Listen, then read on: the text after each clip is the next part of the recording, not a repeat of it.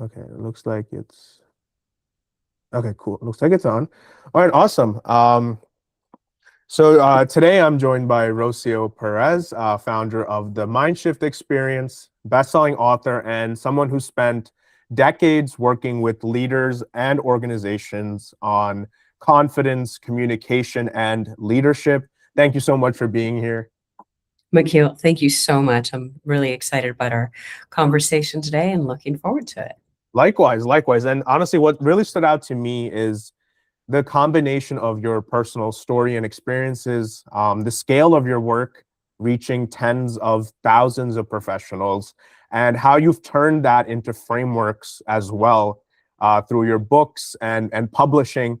And I'm really excited for this. I feel like there's a lot of overlap in how you think about leadership from the inside out and how we're thinking about communication at Noor. Just going right into it. So you've worked with so many leaders through the MindShift experience. What's something most people consistently do you think get wrong about how they're being perceived or how they're coming across? It's such a great question right there. A lot of people think that it's like, if I follow this system, people are going to get me, they're going to connect with me, and so forth. And we all assume that we're all coming from the same place, when in reality, our external world is only a reflection of our inner world. That's all it is, right? Our life experiences have shaped us in ways that we can't even imagine. And when we think about the leadership world, what does that look like? Maybe we call it imposter syndrome. Where did that imposter syndrome come from? How do I deal with it? And it's more than just saying, okay, get up in front of a stage, have a conversation with yourself. Let's get to the root of it, is my belief. Get to the root of it, transcend it, figure out, because everything comes from a place of fear. So if I'm self-sabotaging from fear, and it Mhm. doesn't matter if I'm earning 70 million. I've seen it. 70 million lose it. They go on this roller coaster of success into what is their own devastation in many aspects. Definitely. And so do you think it has to do with this alignment between your internal state and external state? Most definitely. And I think a lot of people have categories. We take all these amazing assessments, and they're great, and they serve us as tools. And we're so much more complicated as human beings. What programmed you didn't program me. The experiences that I've lived, you may say that's a piece of cake, yet it may have been such an impactful experience for me that it's holding me back in my career, and vice versa. And who knows, maybe they don't even impact us at all, yet I'm making the assumption that it's impacting you or impacting me, and we're in a completely different place. Right. And do you think that most people usually realize their behaviors in this way, or what they're kind of doing, or are most people you interact with completely unaware of this? I think we assume, I'm just going to put it on there. We Okay. assume that we are fully aware of ourselves. I believe because we have anywhere from 60,000 thoughts to 70,000 thoughts a day, 80 to 90% of those thoughts are the same thoughts that we have yesterday. We're not even aware that we're having these thoughts. We have Mhm. no clue. What is that repetitive thought that we keep on thinking, or that repetitive feeling that we keep on feeling, or even that we make anywhere from 35,000, Makaeel, can you imagine? We make 35,000 to 40,000 decisions a day. Do you think I'm aware of my decisions? Or do you think I'm like this, autopilot reacting? I get up in the morning, I drink my cup of coffee, I stand up in the same way, I move in the same function. And anything, like our body knows how to do things better than we even do. Right. I mean, the autonomic system, right? I mean, it functions, and we've evolved in such a way that it functions to such a T that it allows us to actually live day to day. And that's a great way of putting it. I mean, we do, and we make so many decisions that we aren't even aware of every single day, right? So to actually assess and reflect on things like this, I mean, it's probably like not on your to-do list, definitely, right? And then we're not even aware that we're not even aware. And 90% of our world, we're not even aware of. I don't even know that I don't even know. I think I know everything, yet there's so many things that I don't know that when I begin to learn, they're shocking. I learn things new every single day. My preconceived notions, the way that I think something is supposed to work out, function, not function, whatever. I recognize that I'm in my client's shoes because I've been my greatest client as well. Turning my life around from where I come from is like night and day. And here I am at 2:39 in the morning meditating, thinking about how did I get to transform myself in the way that I have. I could have been Mhm. this amazing warrior and kept on forever. Yet, do I want to come from a place of warrior or do I want to come from a place of alignment and peace? Definitely. And going into your story, which is so powerful, right? Going from this place of really being overlooked and underestimated, to now working with leaders at scale. Was there a moment in your own personal journey where that shift really clicked for you? Boy, there was a major wake-up call at the age of 34. I was blessed with a brain tumor. Wow. And that allowed me to wake up and say, okay, Rocio, you haven't done anything. You're chasing money. You're creating these products and services to follow the way that life is lived in this country and other places in the world too. And Right, right. The then universe. yeah, the universe. And I'm like, Rocio, this is not for you. How do I start to make that shift? And that pivot was probably one of the most difficult things because I had to override my entire life's programming that helped me accelerate, that helped me be very successful to creating from nothing. Like starting from, you can Right. say zero from a Yeah. place of love and alignment, zero, yet with all this amazing life experience. Definitely. And what do you think changed internally for you during that phase of being, having a diagnosis like that and then, still having to wake up day after day and go at it? Choose to be present, choose to be happy. It was a choice. As a matter of fact, the same day that I was diagnosed, I made that decision. What am I going to do? Imagine being 34 years old, had just turned 34. And the Yeah. doctor said, you can have a stroke and die any moment. I said, okay, thank you, doctor. What are my options? Right. To me, it became a business transaction. So what changed is that I started to look at the situation as something that was outside of me that could be controlled and taken care of, as opposed to this is a life sentence. Mhm. And I started to live for me. It's like, what makes my heart sing? I remember October 20th that I woke up the day after the diagnosis and I said, okay, Rocio, what are you going to do with the rest of your life? I'm like, I love watching people happy. I'd been doing leadership on the side ever since I was 19 years old. And I decided, I'm like, that makes my heart sing. I want to watch people be happy. I want them to have happier, healthier, wealthier lives, families, communities, what they want out of life. That's what shifted. What my focus, what I thought was something that everybody did, which was leadership development. I thought it Mhm. was it was so natural to me. I'm like, everybody knows this. This is like this is a piece of cake. When I recognized that it was an actual gift, I'm like, wow, not everybody knows this. How do I use this in a way for it to serve humanity? Wow, that's extremely powerful, and I think, I mean, there's thousands of people who are thankful for that decision, right? With the people that you've worked with, and did you feel like your interactions with people changed as well, or the way you were communicating with your clients and new people that you meet, as you had this shift in perspective? Completely. I want Makaeel from being like this amazing person with an extraordinary stage presence to being human. Mm. Because you can put me in Right. front of the room, I can talk about like the programs that I was working with, I can talk about marketing, I can talk about whatever you put me in front of the stage. And at that moment, I shifted into human mode, Mhm. sharing vulnerabilities, sharing my life experiences, and all of a sudden, like people, as opposed to seeing me as one of my friends described it. He's like, Rocio, you're like when you're driving in the middle of the night and you see the stars, you can feel like you're almost touching them, yet Mhm. you'll never get to touch them. So that was the major shift, that all of a sudden I became human. All of a sudden I was relatable in ways, and people like, Rocio, like, I really like your leadership style because nobody talks about their downfalls. Everybody's talking about their wins and how amazing life is. No, no, no. You fall on your face. You get your knees scraped. You know, the Mhm. universe slams you left and right, and you get up Yeah. and do it all over Over again. and over again. Yeah.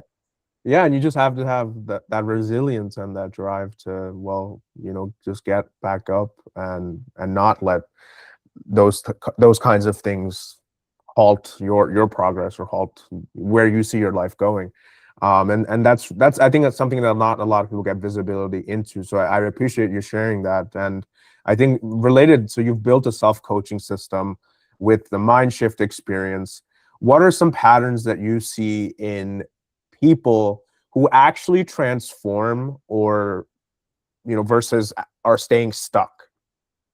Well, the major patterns is that they're having success. Like, they understand that success is a result of who they are. And mind you, I coach children as young as 10. Mm. As a Wow. 10-year-old gets it, they're like, I'm the captain of my ship. They understand how they're creating their life experiences. When a person understands that, anything is possible and probable for them. They Mm. start to see how they're the ones impacting their own success or not, right? Are they showing up with that fear that they had as a little boy, a little girl? Today I saw on LinkedIn this amazing video that I had seen many versions of it throughout the last couple of decades. Little girls stop to believe about the age of 6 on their capabilities and who they are. Can you imagine if we start that young and thinking about, it's not possible for me, I'm not smart enough, I'm not good enough, I'm not enough, whatever it These is, limiting beliefs. the limiting beliefs that Mhm. start coming in. Why? How did they get there? If we're raising children the same, why does one sex versus the other start to think that about themselves? And for me, in the work, is that people begin to believe that they're unstoppable because they are. Like, that's the secret. This is not, and the major secret is people think it's like, no, it's because somebody has time, energy, money, resources, education. They have networks, they have all of this. And at the same time, I've been in front of people who didn't even speak English. They weren't from this country. They were uneducated. They couldn't even read and write in their own language, much less Mm. communicate in the dominant language. Yet they were able to transform themselves simply by using the tools. And it had nothing to do with time, energy, money, resources, education, networks, who you know, what you don't know, and whatever. Mhm. This is accessible to a 2-year-old child.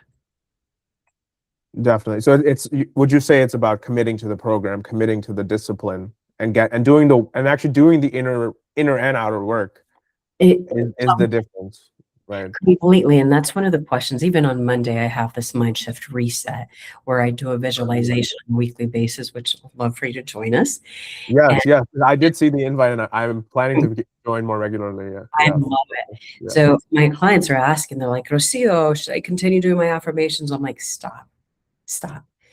For the same reason, if you're following, trust the process right here, because you can be doing something externally and somebody could have created these beautiful, what seems to be beautiful affirmations that are actually programming you negatively. As a Mhm. matter of fact, even Sunday night, I'm chatting with a friend. He's all excited. He brings out his affirmations, like, look at my affirmations. I follow them every day. And I'm Yeah. looking at him like, I listen, I read them, and I'm like, this one, this one, this one, this one, this one. There was only 10. There were 7 of them that were programming him negatively. Can you imagine somebody comes in, gives you like, hey, your magic genie, gives you what you want out of life, yet you're rejecting it based on what you're doing externally because somebody had an amazing intention to help people, yet they're not skilled. They don't understand how the mind works. An affirmation's not an affirmation. And yes, Mhm. it will become a confirmation when you start to believe it. And are you believing the right thing, or are you believing something that's counterproductive to who you are and who you want to be in the future? Right. I mean, it's influencing your behavior, right? I mean, subconsciously repeating these affirmations, which may or may not be harmful to your actual psyche, right? I actually met with Dr. David Craig Utz. This is like last week, and him and his partner Anatoly have this kind of leadership experience where they really do look at, well, these differences between your internal and external state, and utilizing different types of tools and techniques, from sound therapy to utilizing ways to actually manage stress and cope with anxiety and things like that, for executives and leaders. And this brings me back to that as well, because I mean, it's such a powerful thing to be able to actually evaluate some of the tendencies that I have, or the patterns which I have, but subconsciously I'm not actually keeping track of them, and the types of affirmations I'm saying as well, right? Those have an impact on that as well. And he was actually very much against these affirmations in general, right? That, I mean, affirmations are not going to get you out of the hole you're in. I mean, it's about right. Completely. And it's about doing something that's far more productive. I talk about physiology. What's the impact of physiology? What's the impact of self-efficacy on the body, the mind, my ability to be able to think straight? Because again, you can have all the time, energy, money, resources, education in the world. And yet, if you don't have self-efficacy, if you haven't rested, and there's 11 points that we cover. If you don't have self-efficacy, you don't have awareness. If you don't have awareness, you can't self-reflect. If you can't self-reflect, you can't self-correct, right? All of this, even forgiveness plays a part in that. And we don't even think about that. Like, why am I talking about forgiveness in the area of leadership development? Of course, because we drag everything with us from our past, and it comes into this present moment. Like the idea of put it in a paper bag, leave it outside the door. It's a joke. It's not true. You bring your humanity wherever you go. Absolutely. And but there is also the flip side of where there's a lot of leadership advice, right? And a lot of leadership advice sounds good conceptually, but it's often hard to apply. So how do you make something like confidence or presence actually tangible for real people? Wow, that's such a great question. Inside of the MindShift game, we have 8 areas that we focus. Courage is the first thing. Courage and confidence. How do you establish confidence? Through courage, through courageous actions. We cannot grow without it. It's not like, "Ooh, let me go ahead, magic wand, you're courageous now." It is about doing the very things that you fear doing or feel uncomfortable. And we all have a different way of being. I could be, for instance, me, I didn't want to be in front of a stage. Why? What did that mean? It was that part of me as a human being who shied away from it because of negative past experiences. And we've all had them, right? If somebody laughed at you in class and now you're 23, 53 years old in front of a stage and you're like, no, Yeah. like That happened to me. Yeah. that little child abandons you on the stage or shows up on the stage. So to me, it is courageous action. So you take courageous action, you build your confidence one step at a time, one day at a time, one thing at a time. Then you're able to tap into your vision, not mother, father, teacher, preacher's vision, because we do follow that. Oh, my mother, my father, that they wanted to be an architect, a doctor. How many times have I heard that? Right. Yeah, I mean, being an immigrant, from an immigrant family myself, I mean, my parents have always, I mean, they've actually been kind of less so than maybe some of my friends' parents, but still, you do get those kinds of those things kind of passed on to you. Completely. I have friends that I still work with, and even psychologists that I work with. They're 70 years old. Their mother wanted them to be a Nobel Prize winner in whatever other area they wanted them to be, and they are not, so therefore they're not fulfilled. Like, how does this happen? I don't believe that we have a midlife crisis. I believe that we have an identity crisis. Because we veered away from who we came here to be in this world based on the external world who told us who to be. And we adopted that just to fit in. Again, I wanted to fit in with my family. I wanted to fit in with society, with my friends. I don't know. Come on. I have a dual MBA in international business and marketing. Did I want a dual MBA? No.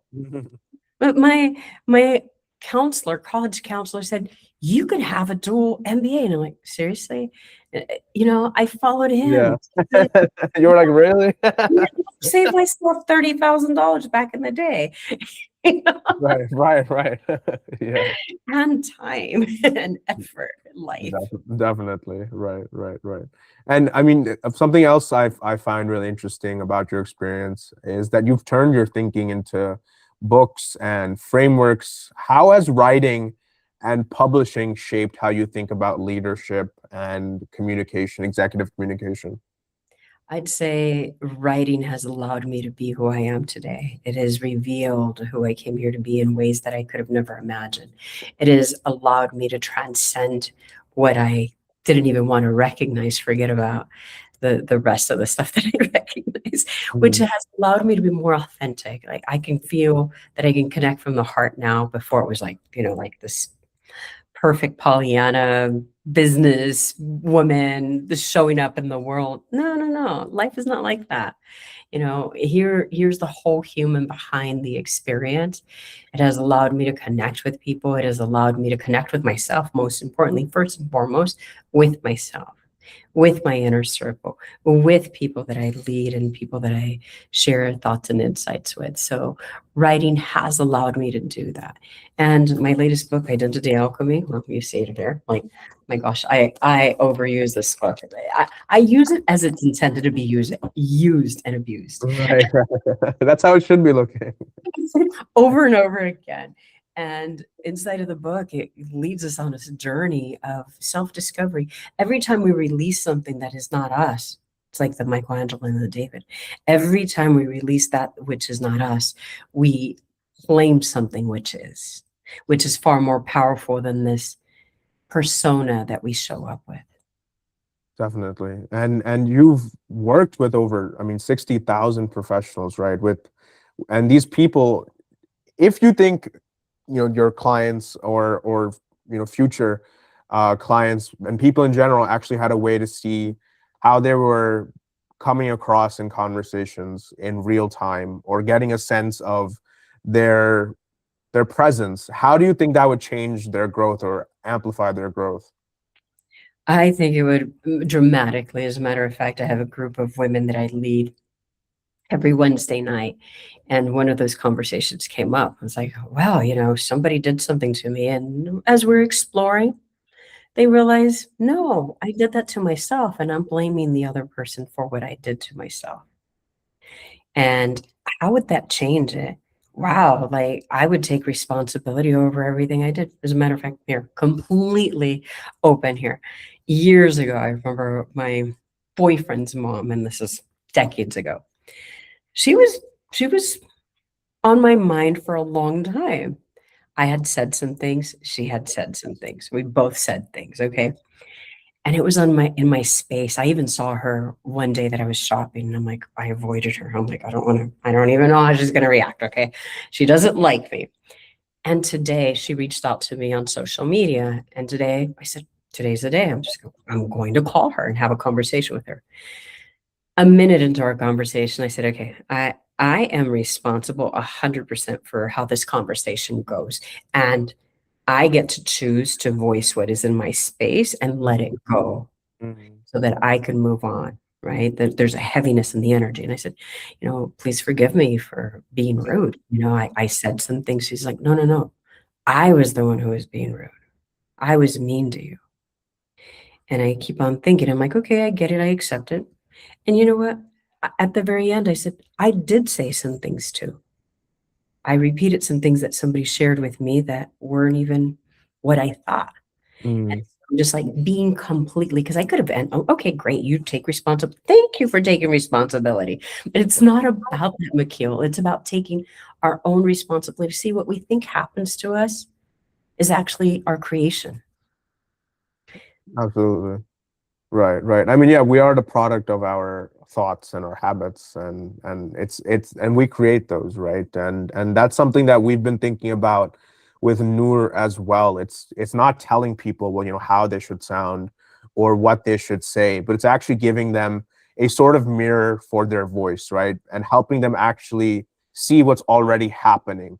And that's how we think about it, being reflective and not prescriptive. And that's really the way that I think we align a lot on is the way that people actually transform is right. You having this reflection and gentle feedback so that they can then of course make some improvements or do something about it in general. Yes, and that's what I love about your work, that you can do that in a private space, right? Sometimes if we're doing it in front of a group setting, we're like, oh my gosh, I'm not going to fully say what I think or how I'm going to pretend or whatever it is, however I show up. And the fact that you've created this amazing product that people can do that work privately with themselves and say, oh, how did I come across? How's that working out for me, right? What am I seeing that now that I can shift tomorrow, the Right. next second, the next presentation, the next conversation? I think it takes courage to do that. And those who seek for it will find it. And they will discover amazing things as they get that feedback. And it reminds me, your system reminds me very similar in my work as well. A girlfriend was working with her daughter and she's auditioning for this new school, this art school. And she comes out, she's 10 years old. She's like, Mom, let me go ahead. She starts singing and auditioning. And she's like, can I give you some feedback? She gives her feedback. Daughter's like flaming up. I can't believe you're telling me that. He goes, you could either choose to take the feedback and learn from it and enhance your skills or not. I mean, if a 10-year-old can get, I'm sure, us at however age we Right. are, whatever, Right. Right. figure it out and take it as a tool. Feedback is only a tool. It's only a tool. And when Definitely. we feel it differently, come to me. We'll take care of that. We'll help you take care of that because Right. we shouldn't be feeling the attack of feedback, although we do. I felt attacked for a long time. Somebody would say something and it's like they said 99.9% of it, and that 0.001% that they said there was something, I'd be like, oh my gosh, I can't believe it. In Right. reality, it's stuff that we haven't transcended. Right. And I think most people are afraid of judgment, right, when they're receiving feedback. And I think that's why when you give reflective feedback and not something that's prescriptive or telling you what to do exactly or what you did wrong exactly or compare you to a population norm, that's when I think things can really start to get messy, right? But I think when you're getting a very clean kind of reflection or mirror of how uh, you're behaving or certain patterns that you have, I think most people then can become more receptive to that kind of feedback as well. And for someone listening, maybe a founder or a leader, what's one thing that they can start paying attention to immediately to improve how they show up in conversations or how they set their mindset? Wow, that's such a great thing. We're always pay attention to the experience that we're having. We think about the thoughts, we think about the feelings, think about the experiences that we keep on creating and recreating. And through that, I have this amazing exercise to continue to expand my awareness. Writing. I had a friend writing at 11 o'clock last night. Let's go on this journey and give him 10 questions. Let's go ahead and take care of that. See what you find out. We can do it through writing. The other way that I show people that we're so conditioned, our mind just works on automatic pilot. Move your trash can and see where you throw your trash. Move your toothbrush and see where you try to go for it, right? Mm, And most importantly, start to do something differently every day. In time, things start to get even better. We start to have different awarenesses when we get out of that conditioning, that automatic conditioning that we have created for ourselves. So that's what I would say. And then most importantly, get to know you. It's not about your team, what they're doing, not doing, lack or not lack. mm, When you understand yourself, you have far more compassion and empathy and awareness to see that there's something going on with your team member and can help them move forward. Because who knows, I have people walking out of NASA. Like, who walks out of NASA? Okay, come on. Why? Why are they walking? Because they felt offended by what somebody said, what the mm. leader may have lacked awareness. Maybe they lacked awareness themselves. They think that somebody's hoarding information. They think that somebody's not sharing thoughts and insights. Whatever it is that we're thinking, most of the time I can guarantee you that it's not even accurate to begin with. Definitely, definitely. And on the flip side, what do you think? What do you think something people can stop doing, right?